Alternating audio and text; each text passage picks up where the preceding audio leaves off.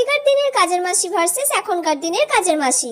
আগেকার দিনের বৌদি, আমার সারা ঘর ঝাড় দেওয়া হয়ে গেছে, ওই ঘরটা দিয়ে দিয়েছি আর সব নতুন ঘরগুলোও ঝাড় দিয়ে দিয়েছি। ঠিক আছে, তুই রান্নাঘর থেকে খাবার নিয়ে নে। আচ্ছা ঠিক আছে, আমি রান্নাঘর থেকে খাবার নিয়ে নিচ্ছি। বৌদি, এ মাসে আর 100 টাকা একটু বেশি দেবে, কারণ ছেলে মেয়েগুলোর পুজোর জামা কিনতে হবে তো, একটু চাপ পড়েছে। বাবা, 100 টাকা? অত এখন দিতে পারবো না রে। আচ্ছা ঠিক আছে বৌদি, তাহলে তুমি আমাকে দিও এ মাসে, পরের মাসে মাইনে থেকে কেটে নিও। এখনকার দিনে বলো। তুমি আমাদের বাড়িতে কাজ করবে?